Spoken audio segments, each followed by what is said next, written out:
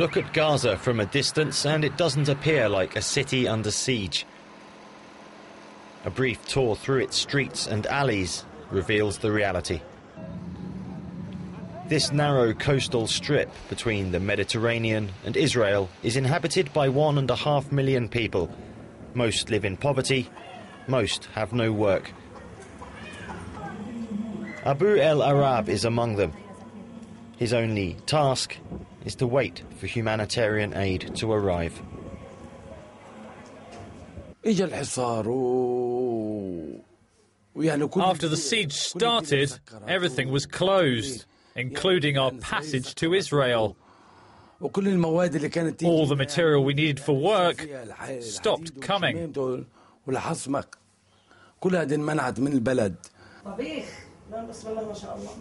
Every 3 months, Abu and his family get a supply of food like flour and lentils. Before the blockade, the family could support itself. Today it relies on aid from outside.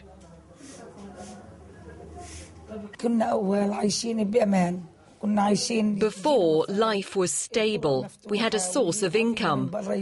Banks were open and money came into Gaza. Now none of this exists anymore. We don't receive any money. All I get is one coupon for a bag of flour, a can of milk and a plate of meat.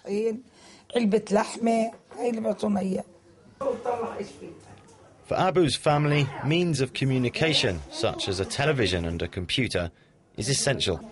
It's their only window onto the outside world, the only way to see beyond the siege and the poverty in Gaza.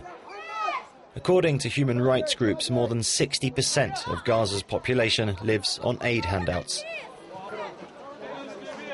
Israel started its blockade of Gaza after Hamas beat bitter rivals Fatah in elections in 2006. Israel said it wanted to stop the flow of rockets and weapons into Gaza, rockets that were aimed at Israeli homes. The siege intensified the following year when Hamas seized control of Gaza and forced the Palestinian Authority, controlled by Fatah, into the West Bank. Hamas sees Fatah's more moderate position regarding Israel as a betrayal of the Palestinian people. What Hamas has done is it has ended Fatah's rebellion against democracy and legitimacy. There is an American-Israeli conspiracy with Fatah to destroy Hamas because it won the election.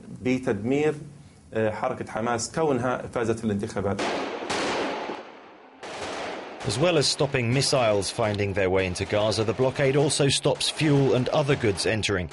Egypt lent its support to Israel by permanently closing the Rafah crossing along its border with Gaza.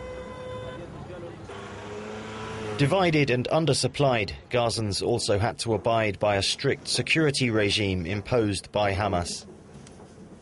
There is a political conflict, actions and reactions. There are organisations being closed, civil freedoms have been attacked. There have been continued instances of political arrests and torture to prevent former members of the Palestinian Authority from going abroad and to prevent human rights organisations visiting prisoners.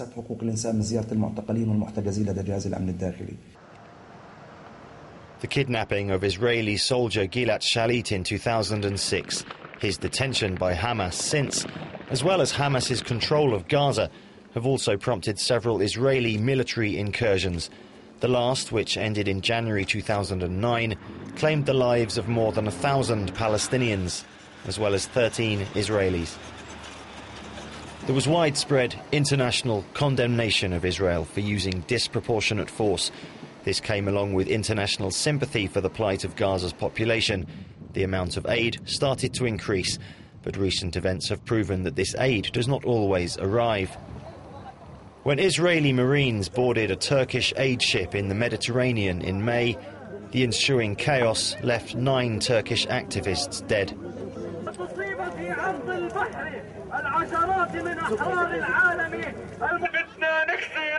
The incident brought the world's attention back to Gaza.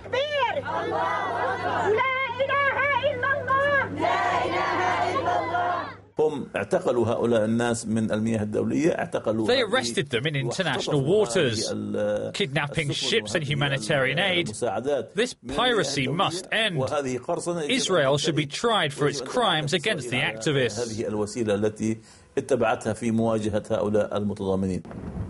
After the Freedom Flotilla attack, Turkish flags could be seen everywhere in Gaza, and the population decided to honour Turkey in its own way.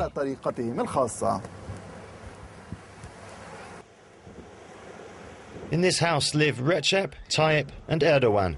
They're the children of Abu el-Hassan, who named them as a tribute to the Turkish Prime Minister and his position on ending the blockade of Gaza.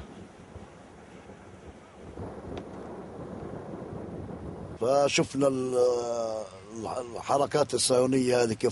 saw how the Israeli forces killed them. It was terrible. I organised 4 days of mourning to honour the Turkish victims who came to break the siege. I decided to rename my children, and it's a choice I'm very happy about.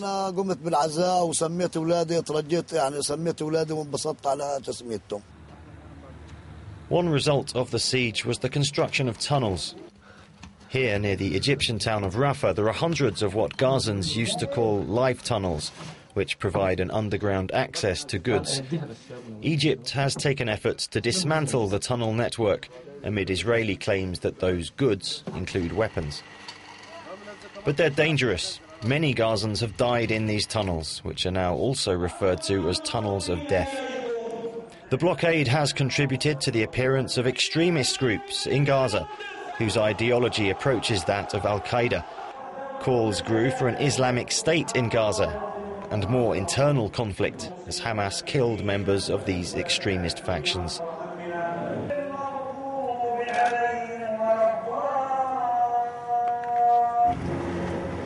Faced with international pressure, Israel said it will relax the blockade to allow some items such as food, toys, stationery and towels into Gaza by land only. Few people in Gaza expect that to radically improve their lives.